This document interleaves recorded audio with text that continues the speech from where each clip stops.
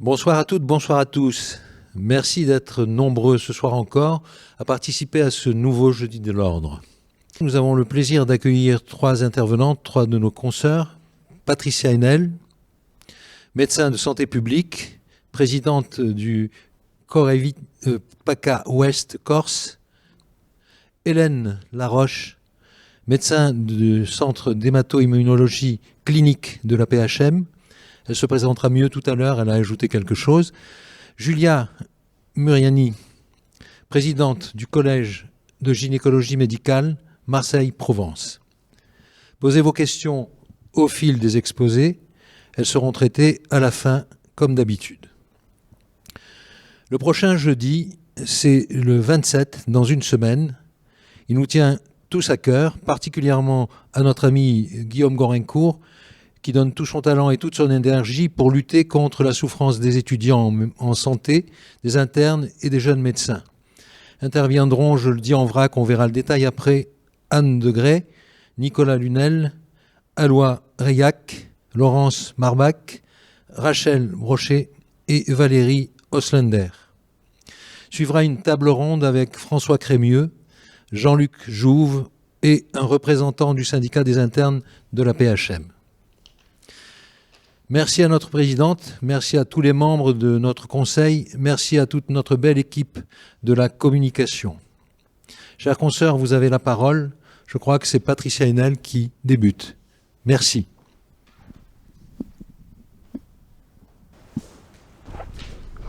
Alors bonsoir à toutes et à tous et merci au Conseil de l'Ordre de nous permettre de parler ce soir de la lutte contre le VIH parce qu'il y a encore beaucoup de besoins et que la médecine de ville a une grande part à jouer comme vous allez le voir.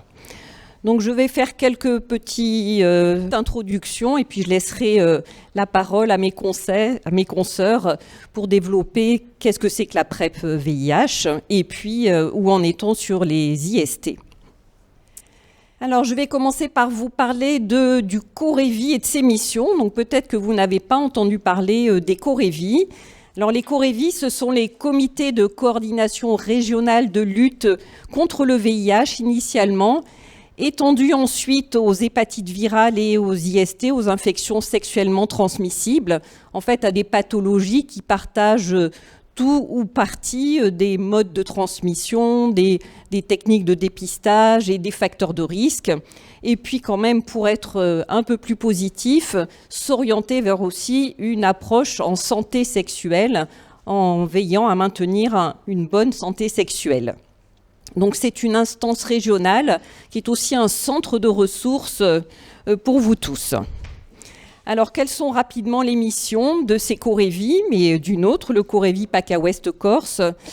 C'est de coordonner tous les acteurs possibles qui sont concernés de près comme de loin par ces différentes luttes. C'est d'améliorer le parcours des personnes, que ce soit depuis l'information, la mise à disposition d'outils de prévention, des possibilités de dépistage jusqu'à l'accompagnement vers le soin et l'accompagnement, qu'il soit aussi psychologique ou social. Nous sommes également une instance chargée de recueillir des informations épidémiologiques, de les partager et de les faire remonter à des instances nationales comme Santé publique France, on le verra ensuite. Nous sommes également là pour élaborer des plans d'action avec les acteurs de terrain, prioriser ce qu'il y a à faire de plus pertinent dans notre région, donc par territoire. Ça peut être différent sur Marseille des Alpes, par exemple. Et puis, nous rapportons aussi ce qui se passe et nous essayons aussi de participer au plaidoyer pour faire avancer les causes. Alors, du coup, pour faire tout ça, nous avons un large comité pluridisciplinaire qui réunit tous les acteurs concernés dans un cadre et un esprit de démocratie en santé. On est un petit peu la seule structure avec cette mission de démocratie en santé et on est un organisme indépendant qui porte la parole de ces acteurs et qui porte la parole des personnes concernées. Alors ce comité réunit des acteurs de l'hôpital, bien sûr, tous les services hospitaliers qui s'occupent de la lutte contre le VIH, des hépatites virales, mais aussi la ville. Donc on a un collège composé de représentants des soignants et du secteur médico-social de ville. Et puis surtout, on a des associations, donc des associations représentant des usagers, et c'est une partie très importante dans l'éco-révis. Et notre Bible actuellement, c'est la stratégie nationale de santé sexuelle pour la période 2017-2030 qui vise à maintenir et à proposer une bonne santé sexuelle à tous. Et cette stratégie est déclinée en feuille de route avec des objectifs, des actions prioritaires. Et là vient de paraître la feuille de route numéro 2 que nous allons déployer dans la région. Alors, je vais vous faire un petit point sur les chiffres clés de l'infection à VIH en France, de façon assez synthétique, parce qu'il y a énormément de données sur cette infection. Il y en avait surtout énormément avant la période de Covid. Et pour la France, en 2020, on a des chiffres sur le nombre de tests de dépistage VIH réalisés en France. Il y en a plus de 5 millions. On a toujours été un pays très concerné par le dépistage et un pays où on dépiste beaucoup. Avec ces 5,2 millions de tests de dépistage, on a découvert environ 4800 découvertes de séropositivité au VIH. Et parmi ces 4800 personnes qui ont découvert leur séropositivité au VIH, il y en avait une part, en fait, qui découvrait leur infection à un stade avancé. Il y en a 30% qui arrivent tardivement au dépistage. Donc ça, ce sont les données remontées en 2020. Si on regarde l'évolution 2019-2020, on voit qu'on a une baisse assez importante du nombre estimé de personnes ayant découvert leur séropositivité, moins 22%, donc ce qui pourrait être encourageant. Mais on s'aperçoit également qu'on a moins de dépistage qu'auparavant.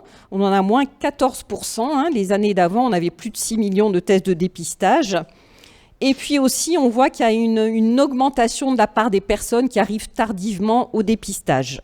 Donc, on voit qu'il y a une baisse des découvertes, mais en même temps, on a des signaux d'alerte sur les baisses des dépistages et les dépistages en retard. Si on regarde sur une courbe, donc sur ces dernières années, l'évolution de l'épidémie à VIH en France entre 2012 et 2020, on voit globalement trois parties. Une partie de stabilisation de la courbe épidémique, une partie un peu plus récente entre 2016 et 2019 de fluctuation, où on avait du mal à dire est-ce que ça baisse, est-ce que ça ne baisse pas, et puis cette baisse plus récente qu'on vient de voir. Alors on sait globalement ce qui a influencé l'évolution de l'épidémie, donc sans faire état de tous les facteurs qui ont amené à cette courbe à la baisse. Sur la période de stabilisation, on sait que c'est très clairement dû à l'efficacité individuelle et collective des traitements antirétroviraux et à l'amélioration du dépistage, tant dans la diffusion de recommandations nationales et leur application, que dans la multiplicité d'outils de dépistage, comme par exemple les tests rapides d'orientation diagnostique. Si on regarde du coup cette partie un peu plus récente de baisse des découvertes, on aimerait pouvoir confirmer que c'est une réelle amélioration. Et là, on sait les facteurs d'amélioration de la baisse et de la chute réelle de l'épidémie. Si on regarde les modèles anglo-saxons, ce qui se passe à San Francisco, en Angleterre ou en Australie, la chute de la courbe épidémique, elle est clairement liée à l'efficacité de la PrEP, mais c'est Hélène Laroche qui vous en parlera, et la diffusion et l'utilisation de ces outils, PrEP et outils de prévention combinés. Donc on sait que c'est possible, mais c'est vrai que la baisse actuelle, elle n'est pas assez importante par rapport à l'efficacité de ces outils et leur diffusion. Et puis aussi, il y a un contrepoids, il y a l'impact de la crise liée au Covid. Et malheureusement, on a eu sur l'année 2019 une absence de remontée des données et de traitement des données par Santé publique France, qui passait à peu près tout son temps à s'occuper des données Covid, bien sûr. On a eu également sur ces dernières années, toujours liées à la crise, une moins bonne qualité des données, donc une diminution de l'exhaustivité des données et aussi une diminution de leur qualité. Et puis on sait aussi qu'il y a eu un moindre accès au dépistage. Par exemple, les personnes pensaient ne pas pouvoir aller dans des structures de dépistage, pensaient que, comme à l'hôpital, des consultations étaient annulées, il fallait montrer un pass pour accéder à ces centres de dépistage. Et on n'a pas assez communiqué sur la possibilité d'y aller sans montrer patte blanche, si on peut dire. Alors, si on se rapproche de notre région, la région PACA, nous avons un peu les mêmes chiffres clés. En région PACA, on réalise aussi beaucoup de dépistage. On réalisait en 2020 91 tests de dépistage VIH pour 1000 habitants. On est au-dessus de la moyenne nationale. On a toujours eu des acteurs très engagés dans la lutte contre le VIH en région PACA, du fait d'une épidémie historiquement importante. Avec l'ensemble de ces tests de dépistage, on estime qu'il y a eu 155 découvertes de séropositivité dans la région en 2020. Il y a quelques années encore, on était autour de 450. Et puis, on sait aussi qu'on a une part des personnes qui viennent de découvrir leur séropositivité qui est assez importante, avec un retard au diagnostic. Et on a plus d'un quart des personnes qui arrivent tardivement, c'est-à-dire avec soit des signes cliniques, soit un système immunitaire déjà atteint. Donc on a aussi, comme en France, une baisse des dépistages, moins 18%, ce qui veut dire aussi baisse des dépistages, mais aussi des diagnostics d'infection à VIH manqués. On a une baisse des découvertes de séropositivité de moins 21%. Est-ce qu'on peut affirmer que c'est entièrement lié à une baisse réelle de l'épidémie? C'est encore difficile à dire. Et puis, on a ces dépistages trop tardifs et qui sont à la hausse, alors qu'on était dans une région avec la plus basse part de tests de dépistage tardif.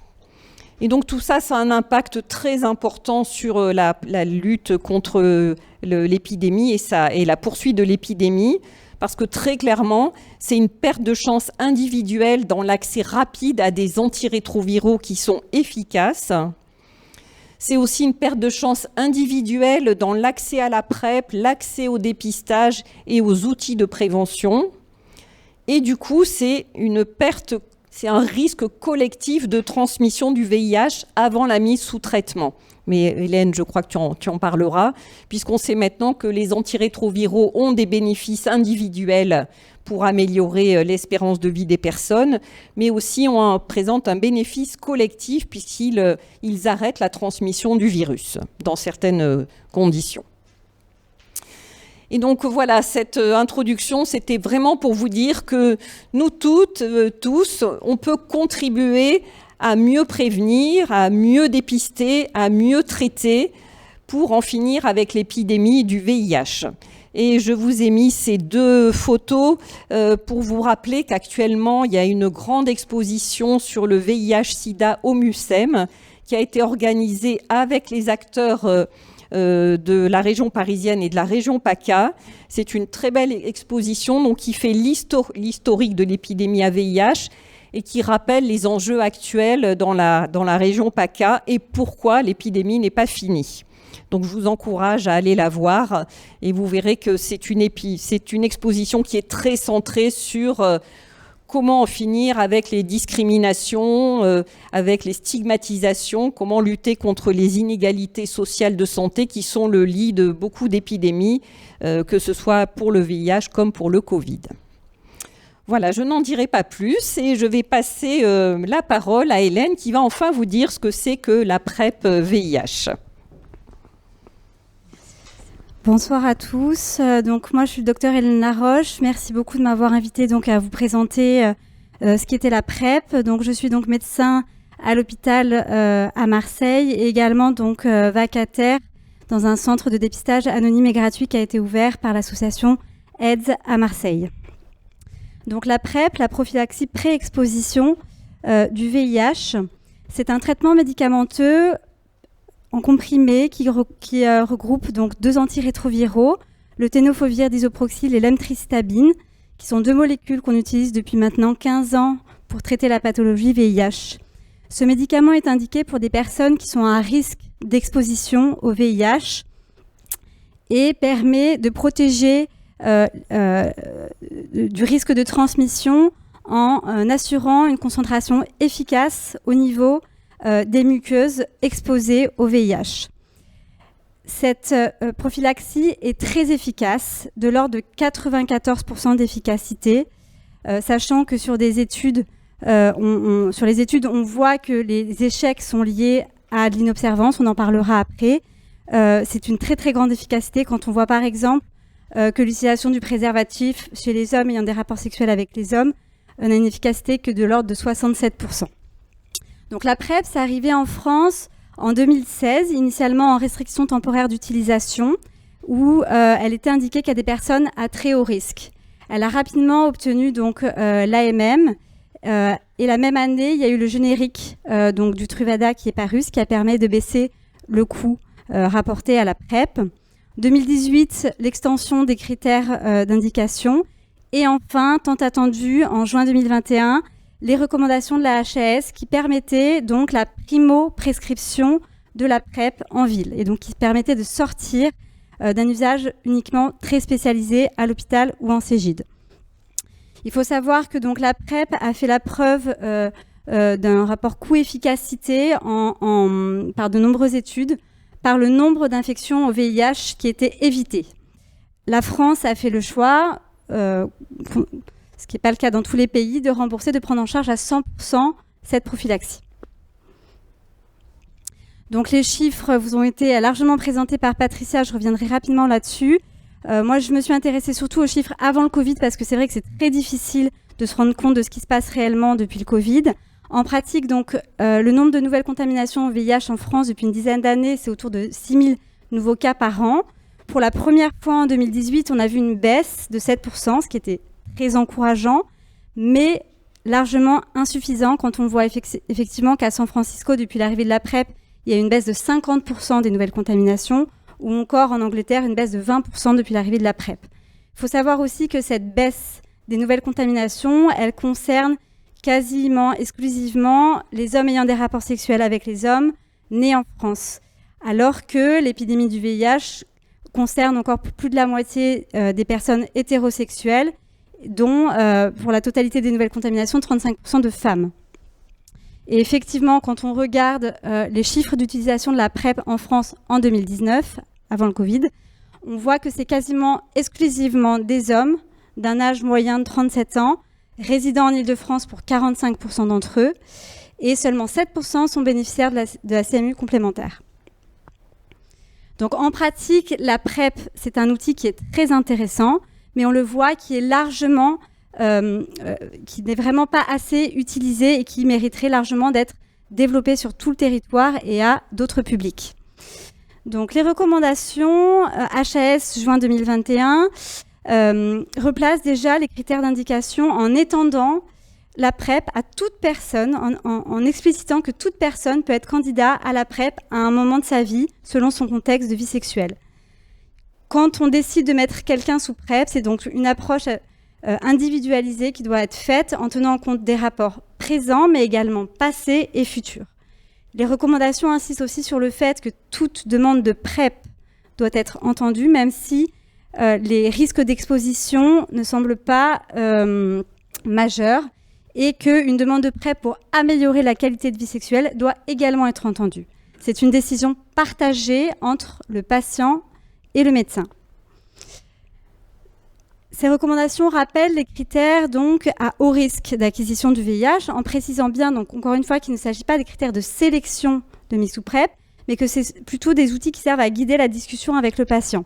Dans ces critères, donc, je vous les cite rapidement. Il y a bien sûr donc, les hommes ayant des rapports sexuels avec les hommes, les personnes transgenres, les personnes hétérosexuelles, que ce soit elles ou leurs partenaires concernés par des risques d'exposition, c'est-à-dire originaires d'un pays à forte endémie, pratiquant le multipartenariat, des personnes exposées à des pratiques à risque n'utilisant pas le préservatif ou ayant des marqueurs d'exposition comme des IVG, des IST, des prises de traitement post-exposition, des personnes qui ont des relations sexuelles avec des personnes infectées par le VIH qui ne seraient pas indétectables ou de charge virale inconnue, des femmes enceintes exposées à des violences ou vulnérables, ayant des facteurs de vulnérabilité, des personnes usagées de drogue avec et sans seringue. Voilà, on peut rentrer plus précisément dans les détails.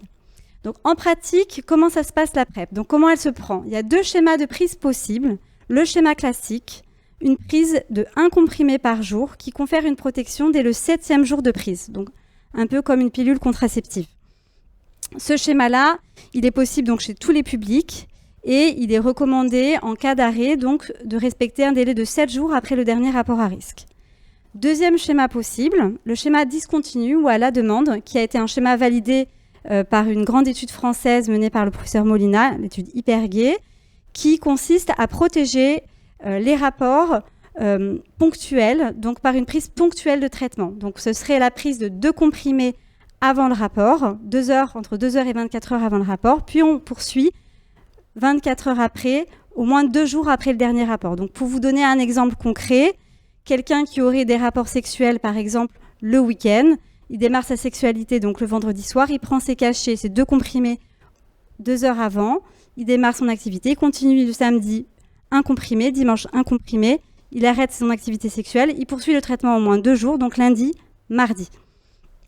Ce schéma-là, il est très intéressant pour certaines pratiques, mais il n'est pas recommandé chez tout le monde. C'est uniquement chez l'homme cisgenre, c'est-à-dire né biologiquement homme, et chez les personnes qui sont immunisées contre l'hépatite B, parce qu'il y a un risque de réactivation du virus de l'hépatite B si on n'est pas protégé en utilisant ce traitement. L'arrêt du traitement peut se faire donc au moins 2 jours après le dernier rapport à risque. La PrEP peut être prescrite dès la première consultation si la personne se présente avec des résultats biologiques récents vérifiant l'absence de contre-indications à la PrEP, qui sont une infection VIH ou une insuffisance rénale. Le premier bilan doit donc comprendre une sérologie VIH faite dans des délais corrects pour éliminer une infection, donc 6 semaines après une dernière exposition à risque, une créatinine avec une clairance et une sérologie de l'hépatite B pour décider du mode de prise. Il est impératif donc de bien éliminer une primo-infection au moment de la prescription, donc soit en vérifiant l'absence de signes cliniques qui sont tout simplement un syndrome pseudo-grippal, ce qui est très rare de nos jours. Et s'il y a un doute sur une éventuelle exposition à risque récente, on doit prescrire une charge virale qui permet de détecter la présence du virus dès 7-10 jours après le rapport. Donc après la PrEP, elle se prend à heure fixe, plus ou moins 2 heures, avec une collation, c'est conseillé. Les principaux effets indésirables qui ne posent pas particulièrement de problème, et c'est donc nausées, céphalées, vertiges, troubles digestifs, diarrhée, qui sont des effets indésirables qui sont rares et passent rapidement, généralement après l'initiation du traitement. Les effets indésirables plus graves, mais très rares, sont l'élévation de la créatinine et la déminéralisation osseuse, qui sont toutes les 2 régressives à l'arrêt du traitement. Donc encore une fois, ce médicament il est pris en charge à 100% et l'accès peut être complètement gratuit si on oriente les patients vers un centre de dépistage anonyme et gratuit, le CEGID. Pour rappel, la PrEP ne protège que du VIH, mais pas des autres IST, et le préservatif reste toujours conseillé. Le suivi de la PrEP, donc initialement, il se fait à 1 mois, puis de façon trimestrielle. Systématiquement, donc, on doit vérifier l'observance, qui est le garant majeur de l'efficacité de la PrEP.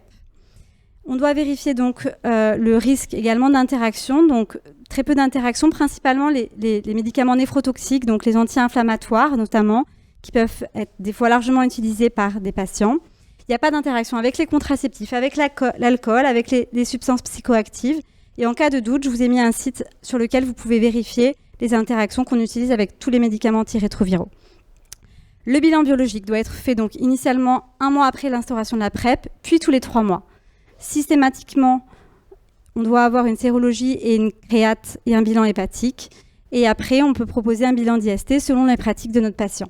1 fois par an, une recherche de protéinurie sur échantillon.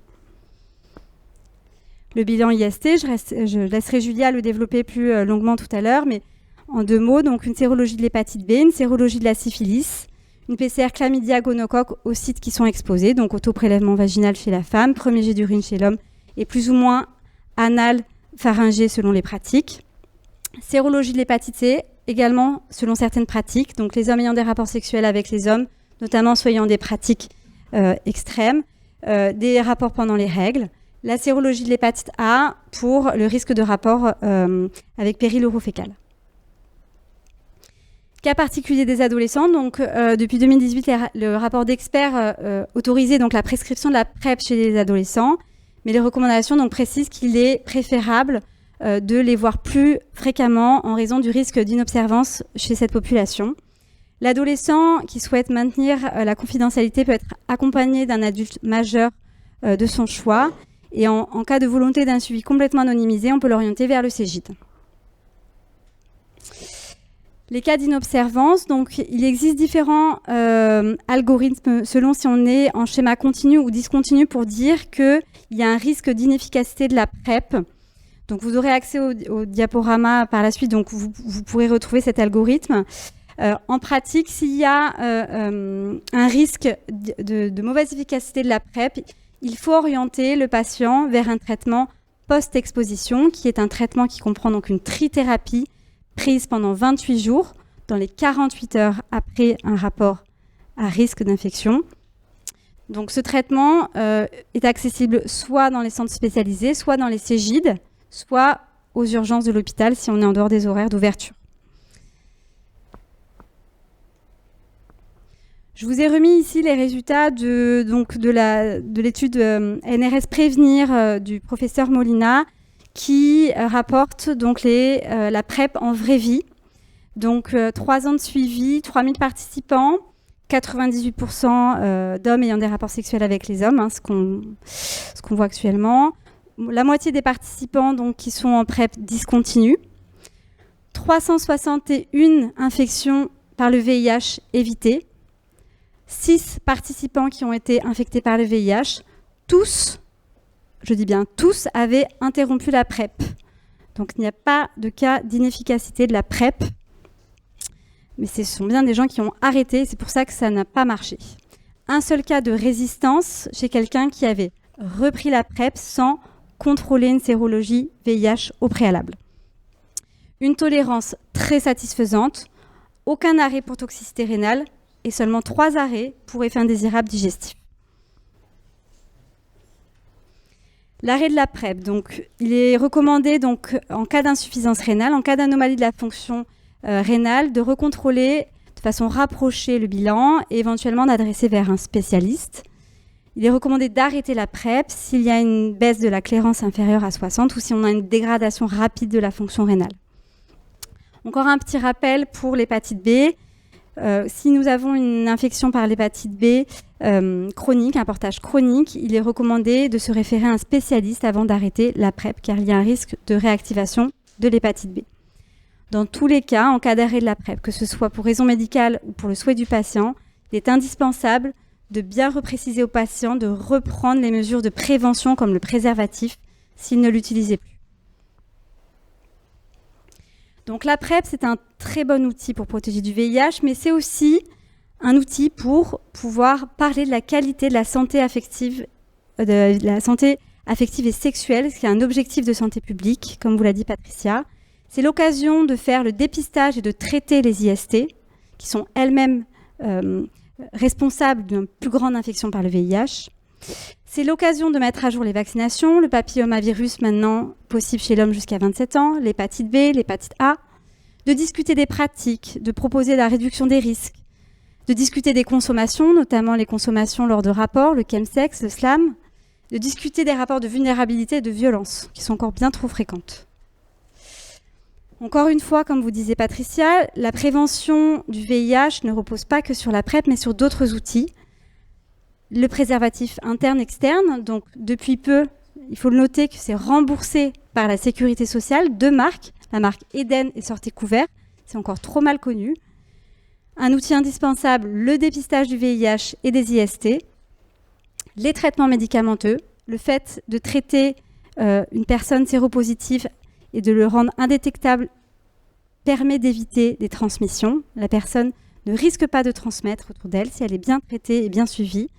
Et les traitements post-exposition, on en a parlé. Et bien sûr, le matériel à usage unique lors de consommation de drogue.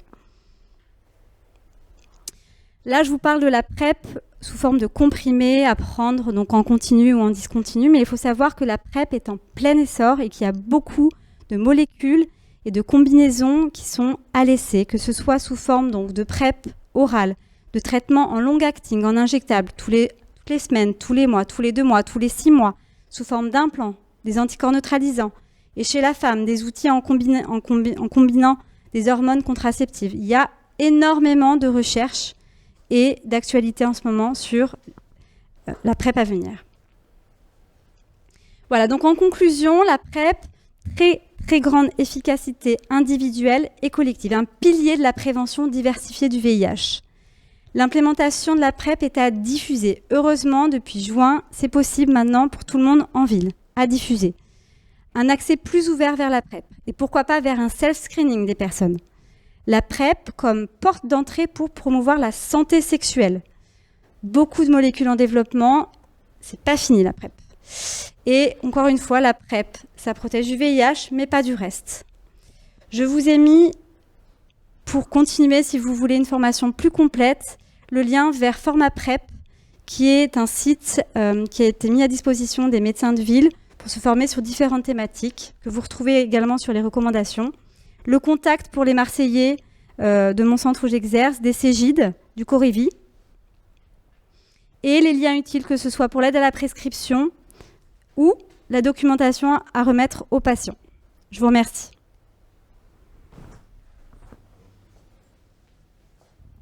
Eh bien voilà, on va continuer avant de répondre à vos éventuelles questions. Déjà, je remercie tous les élus du Conseil de l'Ordre de leur dynamisme et de leur investissement pour organiser toutes ces soirées. Et je remercie aussi Dominique Sperandeo qui a permis la coordination de cette soirée auprès des orateurs. Alors moi, je vais vous parler d'infections sexuellement transmissibles, mais étant gynécologue, je vais plutôt vous parler de tout ce qui a trait sur ce côté-là. Je voulais juste revenir sur une terminologie, parce qu'on n'arrête pas de parler d'infections sexuellement transmissibles, et pourquoi on ne parle plus de maladies sexuellement transmissibles ? Bien, vous le verrez tout au long de mes diapos, parce que la majorité présente énormément de formes asymptomatiques. Donc ces infections sexuellement transmissibles, elles vont entraîner beaucoup de consultations pour des symptômes anormaux, mais surtout, il y a un rôle primordial dans le dépistage pour faire des diagnostics précoces de ces infections. Pourquoi ? Parce que sinon, ces infections vont avoir des conséquences qui sont diverses, et notamment chez la femme, le chlamydia trachomatis va vraiment entraîner beaucoup de douleurs pelviennes chroniques, de grossesse extra-utérine et c'est une cause importante d'infertilité. En ce qui concerne la syphilis, bien sûr, il y a des atteintes qui peuvent être neurologiques, ophtalmo, et donc qui sont aussi très importantes. Alors les IST qu'on voit surtout dans la pratique de ville et dont je vais vous parler ce soir, eh bien, ça va concerner le gonocoque, les chlamydia et Treponema pallidum, donc le vecteur de la syphilis. Je vous parlerai un petit peu d'HSV, du virus de l'herpès, et puis d'un parasite, le Trichomonas vaginalis. Alors, ça a été déjà un petit peu évoqué avant par Hélène, mais le diagnostic d'une infection sexuellement transmissible va imposer la recherche d'autres IST, donc par le bilan. C'est bien que tu l'aies mis, Hélène, parce que je l'avais pas remis, c'était pourtant évident. Et pourquoi, par exemple, dans le diagnostic d'une infection à VIH, eh bien, dans 20% des cas, il y a déjà une autre IST. Donc, dans l'autre sens, nous, en ville, où on voit plutôt des infections par chlamydia et gonocoque, eh bien, on peut aussi être amené à faire des diagnostics de VIH. Il faut bien sûr dépister et traiter le ou les partenaires sexuels, ce qui n'est pas facile aujourd'hui de remonter dans l'histoire et de motiver les gens pour contacter leurs anciens partenaires. Et bien sûr d'avoir des rapports sexuels protégés jusqu'à la guérison. Je ne vais pas parler d'HPV ce soir, c'est pas que ça m'intéresse pas, pour ceux qui me connaissent, savez que ça fait partie de mon activité énormément. Bien que ça soit transmis sexuellement, on va plutôt le considérer comme un marqueur d'activité sexuelle. On ne dispose pas de dépistage pour le partenaire, il n'y a pas de consultation à proposer, il n'y a pas de traitement qui soit disponible. En fait, c'est une problématique liée, bien sûr, au condylome acuminé et aux lésions précancéreuses, mais ce n'est pas tout à fait la même situation, et donc je ne l'aborde pas, et puis dans le temps imparti, c'était impossible. Bon, bien sûr, l'HIV, j'en reparle pas, puisqu'Hélène en a parlé.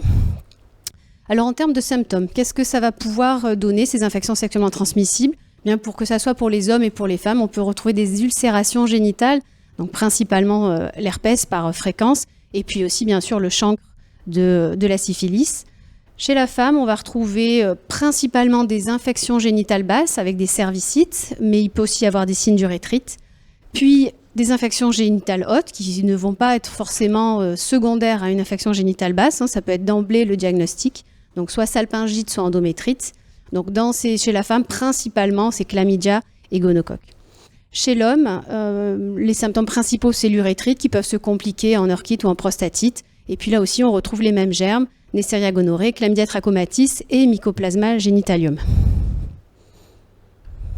Je commence par les deux plus fréquents, ceux qu'on va rencontrer assez souvent en ville. Je voulais revenir sur quelque chose d'important, c'est l'opposition de sévérité des symptômes qui avaient classiquement été décrites et en fait qui n'est pas du tout ce qu'on voit en pratique clinique. Je pense qu'on n'avait pas les mêmes notions avant puisqu'on faisait moins de dépistage. Donc on pensait toujours que Neisseria gonorrhée était toujours très aiguë, toujours symptomatique. C'est pas du tout le cas, il y a plein de formes asymptomatiques.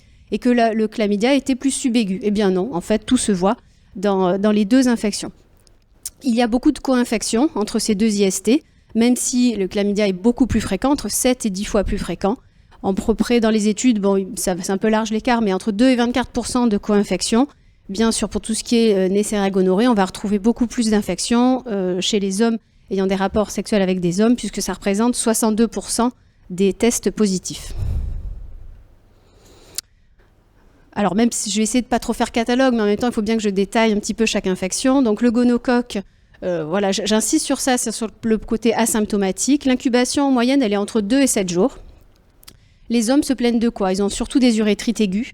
Donc ils vont avoir des brûlures mictionnelles, un écoulement urétral en général qui est purulent, jaune, verdâtre, et puis une inflammation au niveau du méa. Chez la femme, eh bien 70% d'infections asymptomatiques. 30% seulement vont présenter des signes d'infection génitale basse d'abord, et puis éventuellement d'infection génitale haute. Et dans les deux sexes, on peut retrouver des atteintes anorectales, donc ça peut donner simplement un prurite anal, et puis il peut aussi avoir un écoulement anal, et là aussi c'est une infection qui peut être assez souvent asymptomatique. On peut retrouver aussi des infections de l'oropharynx et au niveau oculaire, mais c'est plus rare. Alors le diagnostic du gonocoque, eh bien, c'est l'amplification des acides nucléiques, c'est les PCR. Donc pour la femme, ça va être un prélèvement cervical ou vaginal, si la femme a un examen gynécologique. Et pour l'homme, c'est un prélèvement de l'écoulement urétral, s'il est présent, ou sinon c'est sur le premier jet d'urine. Donc en fait, on a quasiment abandonné les écouvillonnages au niveau de l'urètre. Il faut penser au prélèvement pharyngé et au niveau de l'anus, je vous l'ai dit juste avant, parce qu'il y a beaucoup de portages asymptomatiques. Le traitement, je pense que vous le connaissez, je l'ai remis pour les plus jeunes qui nous regardent, c'est de la ceftriaxone à 500 mg en intramusculaire en dose unique. Si maintenant je vous parle un peu plus de chlamydia, puisque c'est quand même 7 à 10 fois plus, donc c'est une des IST les plus répandues, l'incidence a été multipliée par 3 entre 2012 et 2016, et en fait la problématique du chlamydia, c'est que ça touche surtout les femmes jeunes.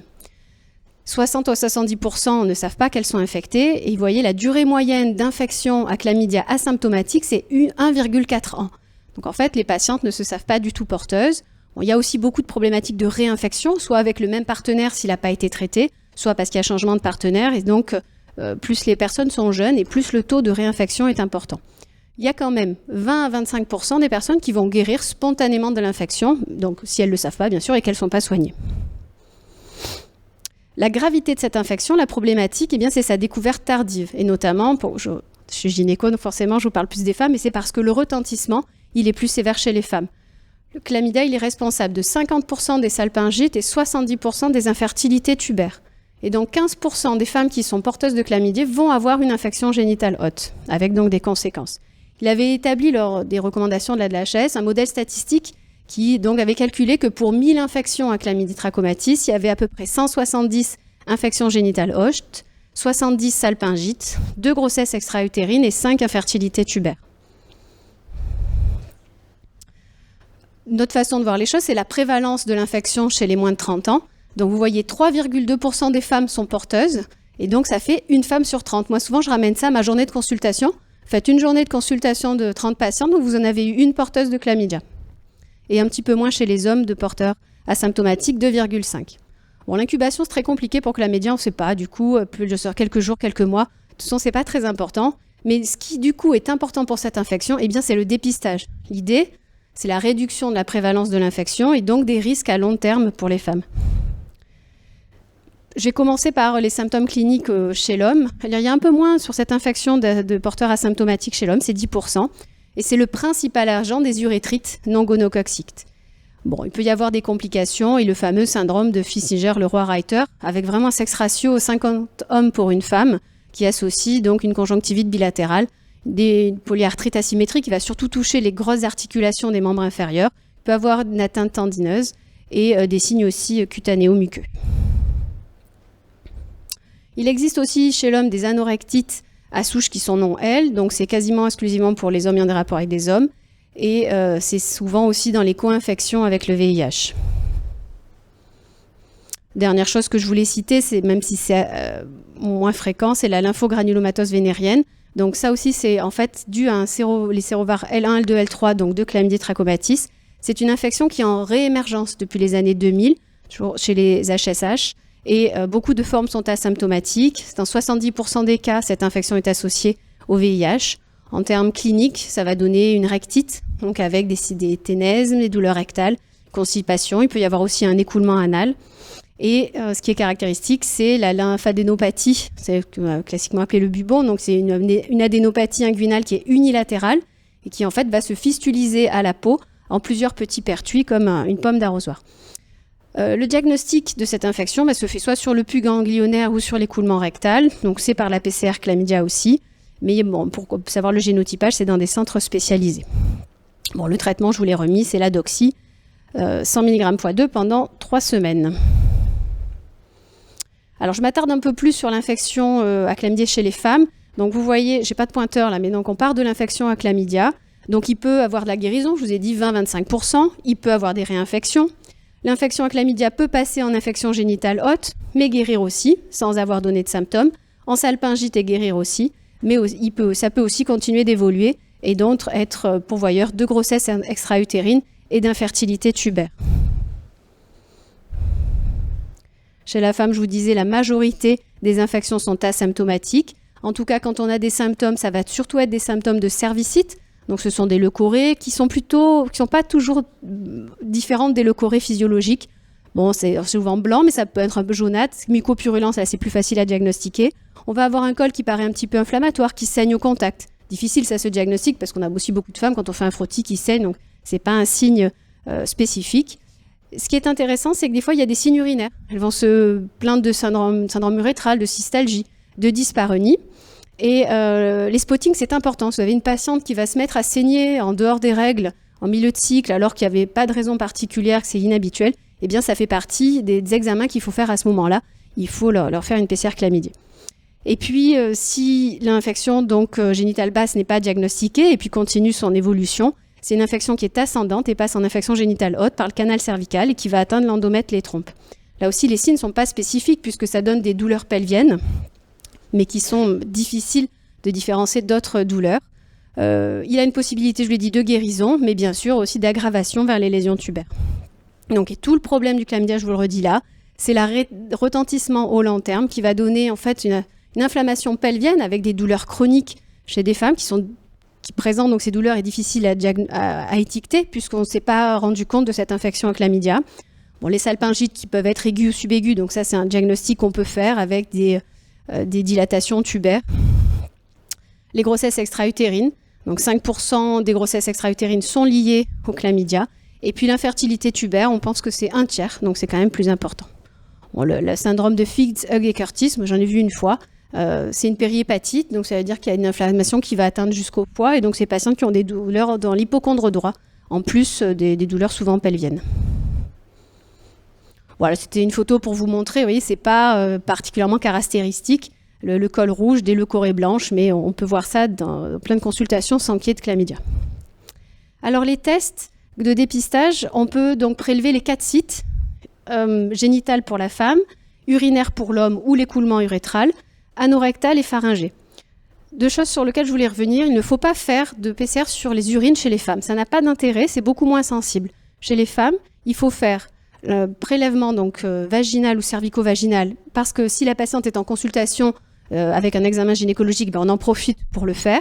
Si par contre, c'est du dépistage et que la patiente n'est pas examinée sur le plan gynéco, l'autoprélèvement a une sensibilité qui est quasiment la même que celle quand c'est réalisé par un clinicien, et très souvent une meilleure acceptabilité. Donc il faut vraiment l'autoprélèvement vaginal, le proposer, le diffuser pour faciliter l'accès au dépistage. Donc les tests d'amplification des acides nucléiques, c'est bien sûr la méthode de référence avec une sensibilité de 92-93%. La quasi-totalité des laboratoires utilisent des tests qui font les deux, même si le Neisseria gonorrhoeae n'est pas en fait à la nomenclature. Il y a juste un problème en fait en ville de remboursement si le même jour on veut prélever plusieurs sites. On ne peut pas, donc ça c'est un centre de dépistage, donc il faudrait changer de jour pour faire les différents sites. Alors, je préfère anticiper la question sur la sérologie chlamydiée. Donc, elle n'a aucun intérêt en dépistage. Il faut arrêter. On trouve plein de patientes, surtout avec une sérologie chlamydiée, qui viennent paniquer. C'est pas du tout le signe d'une infection en cours. Ça peut nous servir dans le diagnostic d'infection génitale haute. Donc, dans des tableaux inflammatoires, infectieux, de douleurs, c'est différent. Et éventuellement, enfin pas éventuellement, en PMA, ils l'utilisent parce que ça leur permet d'évaluer. On sait qu'ils ont une séroprévalence plus élevée dans les populations de femmes infertiles et ça leur donne une idée d'origine de l'infertilité aussi. Mais pas du tout en dépistage et au moment d'un diagnostic d'infection. Alors, c'est là que je vais vous reprendre toutes les recommandations qu'a fait la HAS en 2018. Donc, les recommandations qui sont proposées, c'est de dépister de façon opportuniste et systématique les femmes sexuellement actives de 25 à 25 ans, donc y compris les femmes enceintes. Et puis, de faire également un dépistage opportuniste ciblé des hommes qui ont des facteurs de risque, quel que soit leur âge, des femmes de plus de 25 ans, quel que soit leur âge, et des femmes demandant des IVG. Donc vous avez compris que si c'est plus orienté sur la femme, c'est parce que les conséquences sont principalement sur la femme et qu'il y a beaucoup plus d'asymptomatiques. C'est pour ça que le dépistage vraiment est orienté sur les femmes. Mais il y a aussi, je vais vous parler après des facteurs de risque. Bon, pour les IVG, moi ça me fait toujours bizarre de voir ça, c'est un peu stigmatisant. Vous avez des patientes qui font une demande d'IVG et qui sont en couple et c'est plus une ambivalence par rapport à leur désir d'enfant qu'un problème de rapport non protégé. Mais voilà, c'est une proposition, en tout cas on peut leur en parler.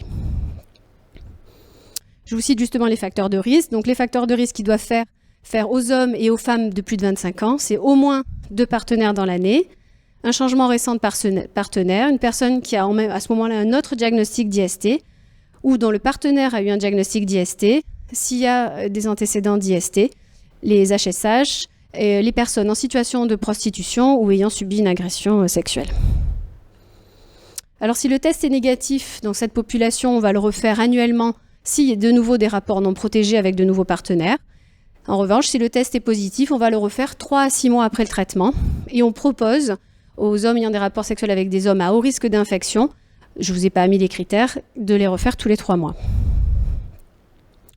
Je vous rappelle rapidement le traitement qui est principalement l'azithromycine en prise unique ou la doxy sur traitement de 7 jours. Ça, c'est pour les infections qui ne sont pas compliquées. Le contrôle après traitement, il n'est pas systématique. On le propose aux femmes enceintes parce que c'est important de vérifier l'élimination du chlamydia pour la suite de la grossesse. Et puis aux hommes qui présentent des infections anorectales asymptomatiques. En tout cas, si on doit faire un contrôle après traitement, il ne faut jamais le faire avant 3 à 5 semaines. Parce que sinon, on va encore dépister les acides nucléiques des bactéries, mais ça ne voudra pas dire que l'infection est active. Donc, c'est important de laisser ce délai au moins 3 à 5 semaines. Et bien sûr, toujours pareil, conseiller des rapports protégés jusqu'à 7 jours après la fin du traitement. En ce qui concerne la femme enceinte, on ne peut pas utiliser la doxy, donc c'est vraiment Zithromax ou érythromycine. Alors, le partenaire, il y a justement un travail qui est en cours sur l'information du partenaire.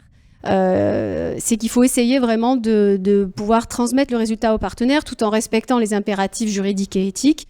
En gros, ça veut dire qu'on va passer par le ou la patiente, j'allais dire la patiente par habitude, mais le ou la, et on va remonter sur 12 mois.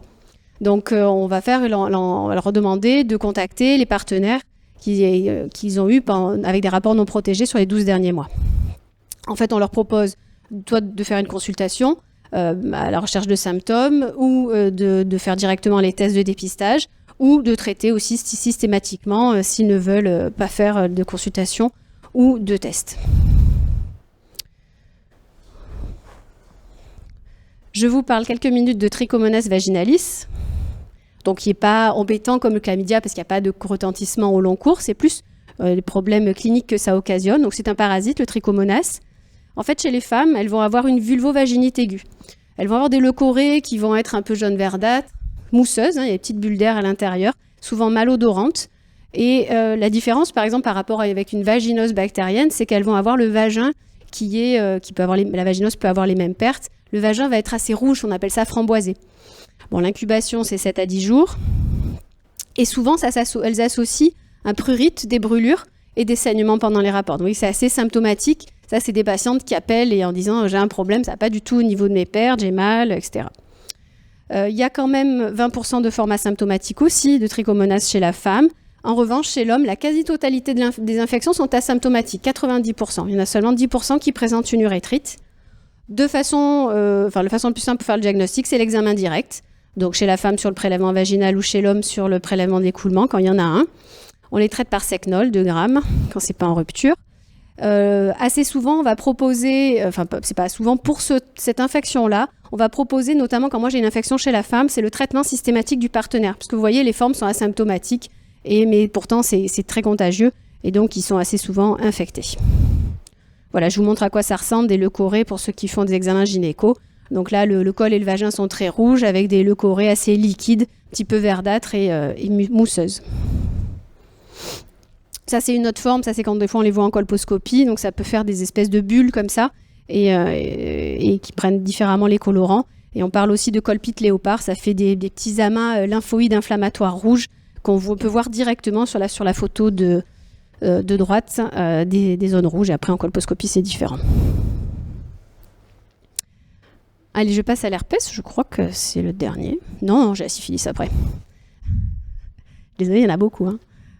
Alors, l'herpès génital, les infos que je voulais transmettre, c'est déjà la séroprévalence de l'HSV2, donc qui est normalement l'agent de l'herpès génital. C'est 18% chez les femmes et 14% chez les hommes. Donc, c'est une femme sur 5 qui va être positive à l'HSV2.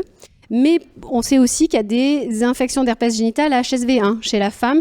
C'est 20% d'herpès génital qui sont en fait liés à HSV1. Donc, ce n'est pas toujours l'HSV1 pour l'herpès labial et l'HSV2 pour l'herpès génital. Et une notion extrêmement importante, parce que ça c'est la question que posent tout le temps les patients, c'est la contamination. Donc c'est sûr qu'elle peut se faire s'il y a des lésions, puisque les vésicules sont très contagieuses, mais ça peut aussi se faire lors d'une excrétion virale asymptomatique. Alors qu'est-ce que c'est que cette excrétion asymptomatique ? En fait, il va y avoir présence d'HSV, du virus sur les muqueuses génitales, en l'absence de toute manifestation clinique. Et c'est le mode de contamination le plus fréquent, parce que la majorité des personnes ne savent pas à quel moment ils ont été infectés. Et voire même la personne qui a des excrétions, parfois ne se sait même pas porteuse de l'herpès, puisque l'infection peut avoir été totalement asymptomatique. Ça dure quelques heures, et donc c'est le mode majeur de transmission. Alors l'herpès, la primo-infection, même si je vous disais, c'est quelque chose qu'on ne savait pas bien avant ça, mais qu'elle peut passer inaperçue, eh bien sinon, quand c'est cliniquement important, elles vont avoir des lésions qui sont des petites vésicules, qui vont plus ou moins confluer. Elles peuvent avoir une altération de l'état général, de la fièvre, des maux de tête, une asthénie, et puis ça fait assez mal. Alors c'est vrai que je me rends compte en lisant mon diaporama que je parle surtout de la femme. Ça fait beaucoup de douleurs vulvaires. Souvent elles ont une adénopathie inguinale associée. En ce qui concerne donc les récurrences, il y a à peu près 20 à 50% de femmes qui vont faire des récurrences de leur poussée d'herpès. Le plus souvent, c'est assez rapidement quand même dans la suite de la primo-infection, dans les 18 mois. Moi j'ai des patients des fois qui récidivent tous les mois pendant quelques mois. Et puis après, ça va mieux. Et en général, elles vous décrivent toujours la même chose, des picotements, des démangeaisons, des brûlures. Et souvent, l'éruption, quand elle se produit après, c'est dans la même zone que la primo-infection. Quelques photos. Donc ça, on voit, il y a les petites érosions. Souvent, les vésicules, elles ne se voient plus, puisque la muqueuse génitale et puis le frottement fait que les vésicules sont fragiles. Elles explosent, et donc il ne reste plus que l'érosion. Ça fait donc des petites érosions comme ça. Voilà, sur peau noire, c'est des fois un peu plus difficile à voir aussi. Et puis, il peut y avoir des lésions à des stades différents. Donc là, c'était au stade un peu croûteux. Et elle avait consulté un peu tardivement cette patiente, et sur plusieurs sites, puisque c'est la même patiente. Alors, pour en faire le diagnostic de l'herpès, franchement, c'est clinique. Quand on en a vu quelques-uns, on ne peut plus se tromper. La technique de référence pour le diagnostic, c'est la culture. Mais on fait quand on veut un diagnostic biologique, la PCR est beaucoup plus simple sur le liquide des vésicules. Par contre, je ne sais plus si c'est l'année dernière ou l'année d'avant, je sais, en tout cas, peu importe, ça n'est plus remboursé, ça a été retiré du remboursement. C'est allé uniquement pour les femmes enceintes, s'il y a une primo-infection ou s'il y a des lésions près de l'accouchement avec un doute, et chez le sujet immunodéprimé. Donc, on ne peut plus faire, sans que les patientes aient à régler, de PCR herpès. La sérologie, elle sert quasiment à rien. Il y en a qui s'en servent pour documenter une primo-infection, mais il y a même des faux négatifs, donc du coup, ça perturbe. Et c'est là aussi le remboursement, c'est uniquement pour les femmes enceintes ou avant la mise en place d'un traitement immunosuppresseur.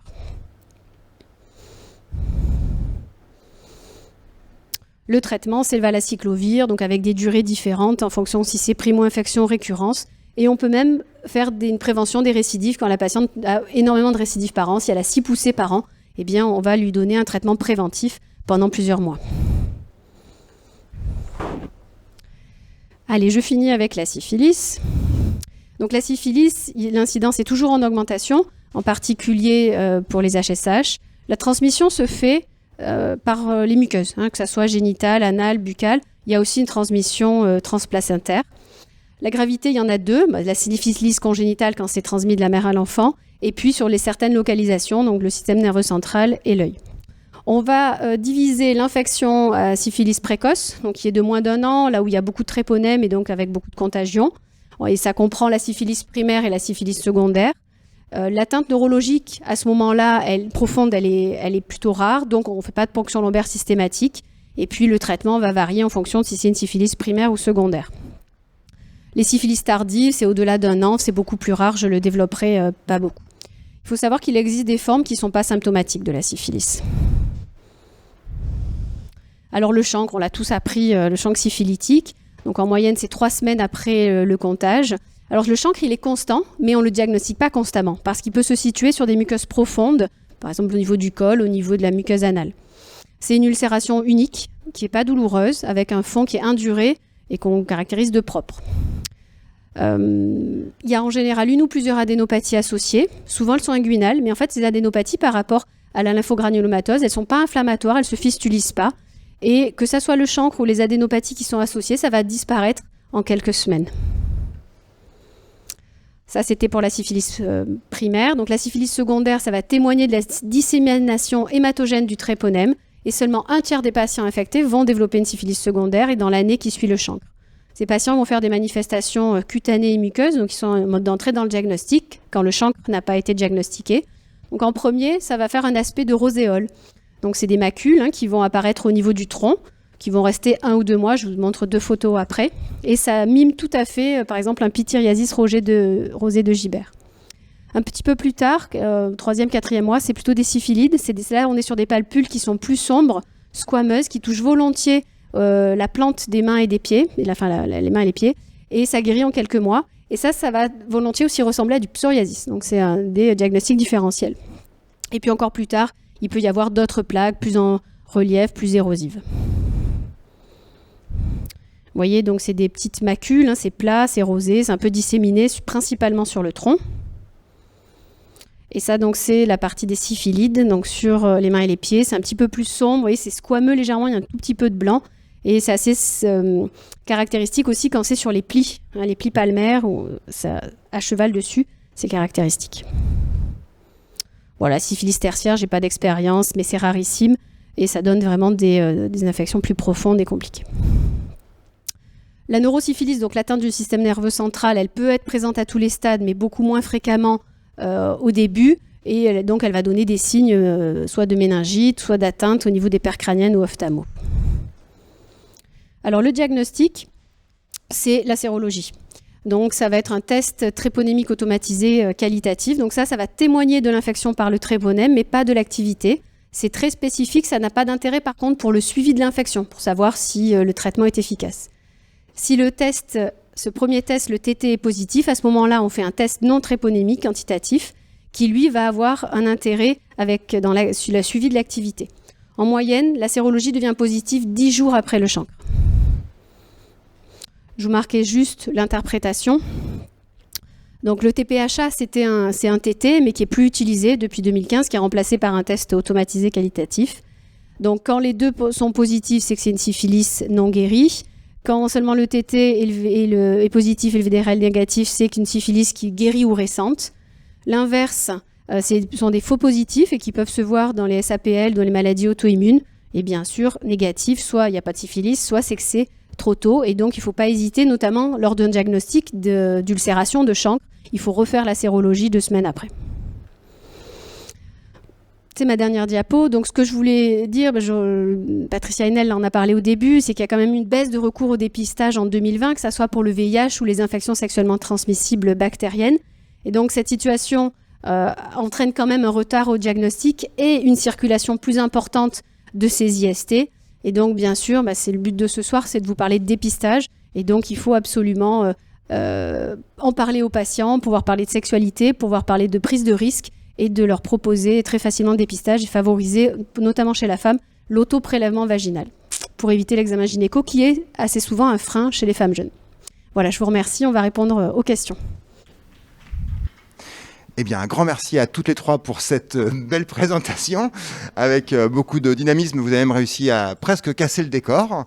Donc, le temps de régler la caméra et on va remettre le décor en place. C'est pas grave. C'est un sujet extrêmement important qui nous tient à cœur, d'autant plus que Patricia l'a dit tout à l'heure, il y a une exposition que je vous invite également à aller voir au MUSEM, qui est extrêmement bien faite et bien documentée. Vous avez été nombreux à réagir ce soir et je vous en remercie. On commence par une petite précision et une remarque sur les centres de Cégide qui ont été présentés ici ce soir. Bien évidemment, ce ne sont que ceux de Marseille et environ qui ont été présentés, mais on a une personne qui nous signale qu'ils sont présents bien sûr sur l'ensemble du territoire régional et national. Donc vous pouvez tout à fait retrouver un Cégide proche de chez vous. La question qui vient en premier, c'est pourquoi la prise en discontinu n'est-elle pas autorisée chez les femmes ayant des rapports discontinus? Puisque, je crois que c'est Hélène qui en a parlé tout à l'heure, il n'y avait que les garçons qui pouvaient prendre la PrEP en discontinu, et la personne précise qu'elle pense au bal et fêtes du week-end avec les partenaires inconnus. Oui, donc tout à fait, la sexualité peut être la même qu'on soit un homme ou une femme, ça, il n'y a pas de problème là-dessus. Par contre, en pratique, il n'y a pas eu d'essais cliniques qui ont prouvé l'efficacité de la PrEP en discontinu chez la femme.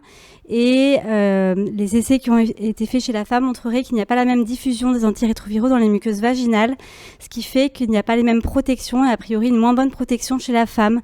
C'est aussi pour ça que je vous disais, en cas d'inobservance, les algorithmes de prise en charge ne sont pas les mêmes. Chez la femme, il faut une prise au moins 6 jours sur 7 pour être sûr d'être bien protégé, alors que chez l'homme, 4 jours sur 7 peut suffire. Donc ce n'est pas les mêmes diffusions dans les muqueuses. Merci pour cette réponse. On a des questions. Alors, on a eu un topo technique, donc on a des questions techniques et c'est bien normal. on vous en remercie. Alors, PrEP, Truvada, on continue si l'on prescrit chez une femme en situation vulnérable qui commence une grossesse sous PrEP. Quel est le risque pour le fœtus? Est-ce qu'on peut la prescrire au premier trimestre ou plus tard dans la grossesse, ou est-ce que c'est complètement contre-indiqué? Donc oui, comme je le disais dans les recommandations HS 2021, c'était précisé, la PrEP est possible chez les femmes enceintes et chez les femmes allaitantes également. Nous, on a beaucoup de patientes séropositives pour laquelle le Truvada est prescrit donc, sous forme de trithérapie, donc avec un autre agent. Mais donc voilà, la PrEP peut être utilisée, voire même doit être utilisée pour des personnes qui pourraient donc avoir des facteurs d'exposition pendant leur grossesse et qui exposeraient du coup le fœtus à un risque de VIH. Mais pas de risque au niveau fœtotoxicité du coup de la PrEP. Un complément? Non, très bien.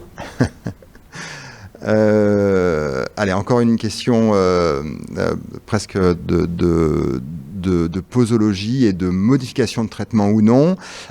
Si un patient a une IST à CT traitée par azithromycine à dose unique, mais persistance des symptômes d'urétrite, la question est, doit-on modifier le traitement sans nouveau test par exemple? Donc ça veut dire que cette personne dont le test a déjà été positif. Bon, c'est vrai que moi je les recontrôle comme ça. Si les patients sont symptomatiques, il y a des échecs des différents traitements. À ce moment-là, il faut faire plutôt un traitement long par doxycycline. Et en général, je recontrôle, mais pas avant 3 à 5 semaines. Oui. Alors là, il y a à la fois une question technique, mais également presque éthique. Pour les EST, comment arrêter les chaînes de contamination? C'est une vraie question. On est du ressort de l'intime. Le médecin devrait-il donner à la patiente une ordonnance, je dis entre guillemets, c'est bien comme ça que ça a été posé, anonymisée, destinée aux partenaires pour éventuellement être testés ou pour avoir un traitement? Alors moi, c'est vrai que je ne fais pas d'ordonnance d'un patient que je ne connais pas. Je ne connais pas ses allergies, ses antécédents, donc je ne fais pas de traitement. Ça ne me pose aucun problème à partir du moment où j'ai un nom de faire les ordonnances pour des tests. Ça, c'est sans souci. Et au contraire, il faut le favoriser. Mais après, chacun sa pratique. Hein. Moi, je propose, donc comme je vois des femmes, je leur dis, alors votre homme, soit il vient me voir, soit je lui fais une téléconsulte, soit il voit son médecin traitant. Le tout, c'est d'arriver effectivement à obtenir. Mais c'est effectivement le plus dur aujourd'hui, c'est d'obtenir le dépistage des partenaires. Je voulais juste compléter en disant qu'effectivement, c'est difficile de faire venir un partenaire et c'est aussi difficile à la personne concernée d'en parler à son ou ses partenaires.